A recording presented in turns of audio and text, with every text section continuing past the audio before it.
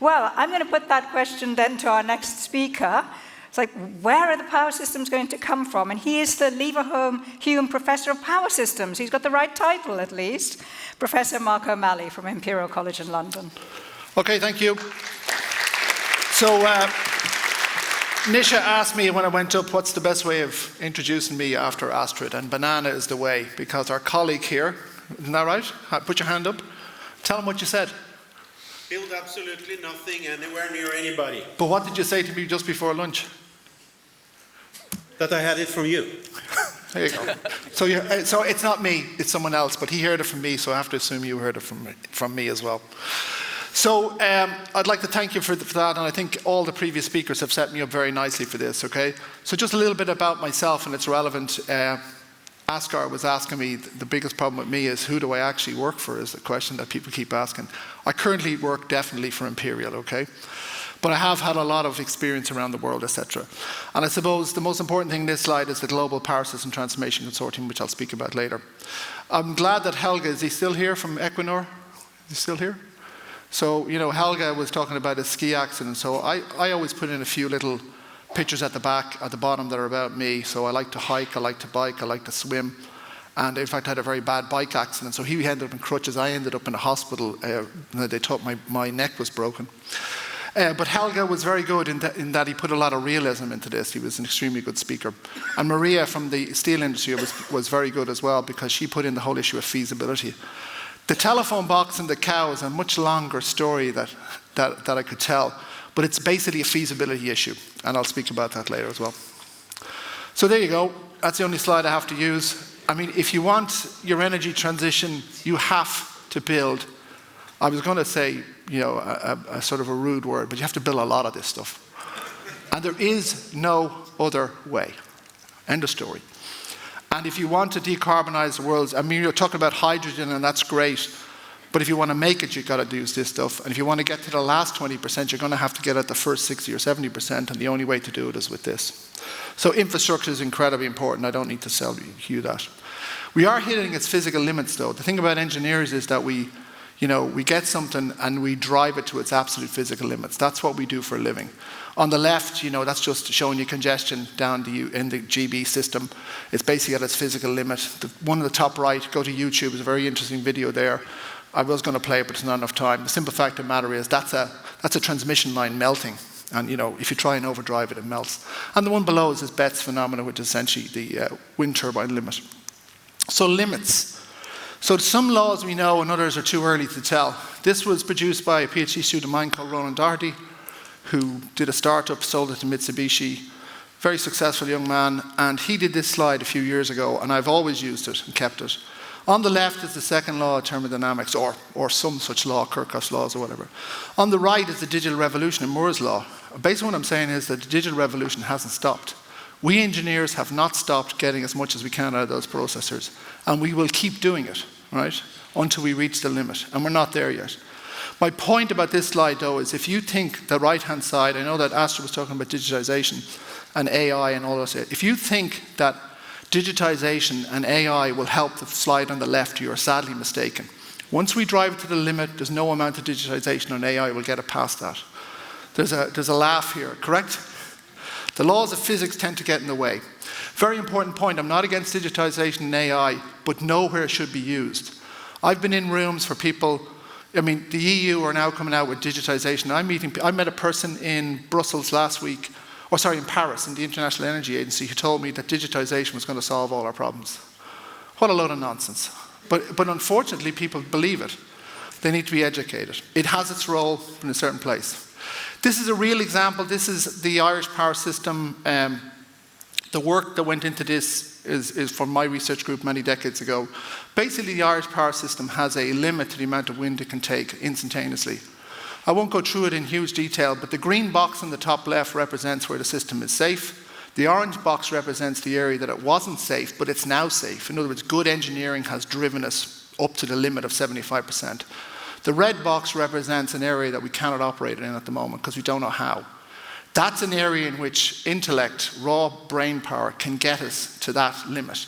It's not about infrastructure. My point is, build the infrastructure, but then make sure you drive it to its limit. And it's in that red box, possibly, that digitization and AI is valid way to do it. So my point there is that, when you have the infrastructure, drive it to its limits. Arising out of those challenges, which is essentially system operations, which is you have the infrastructure, and of course you have to build it first, I accept that, but if you build it then, make sure you get as much as you can out of it. So a group of us around the world formed this organization called the Global Power System Transformation Consortium. Essentially consists of 6 system operators. It now consists of 13 or 14, but it started with 6. Those 6 system operators on the top of that triangle are arguably the most advanced system operators in the world when it comes to integrating variable renewables. They were the Irish system operator, UK, Texas, California, Australia, and Denmark. And you could add a few more in there if you want. But basically the idea is they've recognized that the intellectual challenge to drive that infrastructure to its limits is so challenging over such a short period of time, they don't have the resources to do it themselves, so they've clubbed together with their colleagues who have the same problems, with a bunch of us researchers. So that's the whole issue here has been about we must work together. Here's an example of working together. I'll say something slightly controversial. This came from the industry and the researchers. It did not come from governments. And my opinion is, I'm not a left winger or a right winger. I'm just a winger. Ha ha ha. I actually play soccer. I'm not too bad at it. Not great, but not too bad. Now, my point is this, is that I think that governments need to do a certain amount and then get the hell out of the way. And I think that that's pretty clear from what we're saying. Would governments just get the right policies in place and then stand out? Because they keep on interfering, and every time they interfere, stop, start, stop, start. So this came from ground up. I believe in this. I think this will work. It is coming across other initiatives that governments have invented that are, let's say, frankly speaking, lacking in any initiative or any ability to deliver. I didn't say that, did I? I did.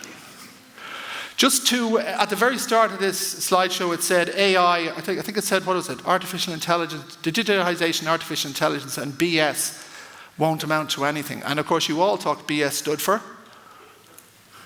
What do you think BS stood for? You missed it. There you go. Typical rude mind. BS stands for batteries, of course.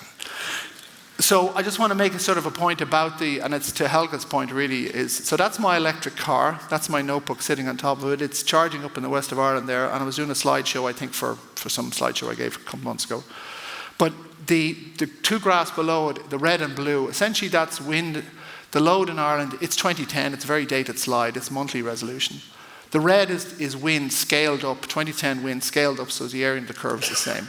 Point I want to make is that on a seasonal basis, if you wanted electric vehicles to store over the seasons, you'd need 37 million of them. I'm trying to make the point, I think, that Helga was making scale. Yeah? But if you go further up the food chain and say to yourself, what about Canadians? People say we have storage in electric vehicles.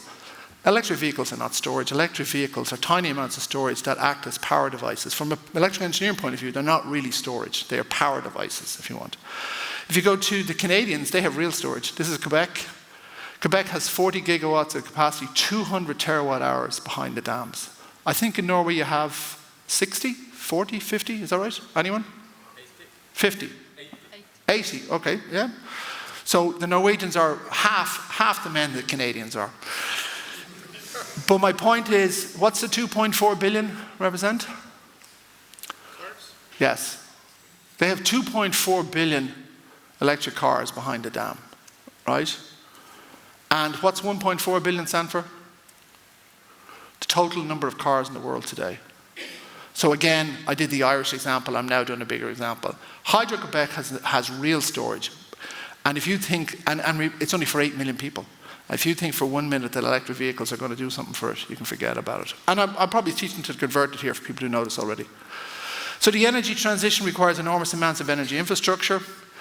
And then the energy industry, that's what we do. You give something to engineers, they develop it, and then they push it to its absolute limit. That's what they do for a living. They basically do themselves out of a job. That's the problem with them.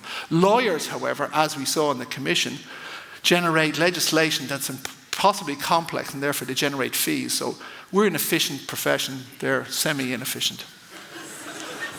Well, it's true, isn't it? Does anyone disagree? Anyone? I didn't say anyone disagreed. So no matter how much digitization or AI you have, you'll never replace energy infrastructure, okay? They will be useful in getting you up to that limit, but you won't replace it. We need, what I'm advocating for at the end of the day is human capital. I know we're talking about infrastructure, investing in infrastructure. If we don't have enough smart people to solve these problems, you'll never get there, ever. And also you need to educate a lot of people in general about it. The last one then is about, the elephant in the room. I mean, seasonal storage, I don't know if it's the elephant in the room. I think most people know that now and all the rest of it. But batteries are currently not the answer. But what about the phone box and the cow? Can they solve it? And I'll pass it back to our moderator who will tell us about the phone box and the cow.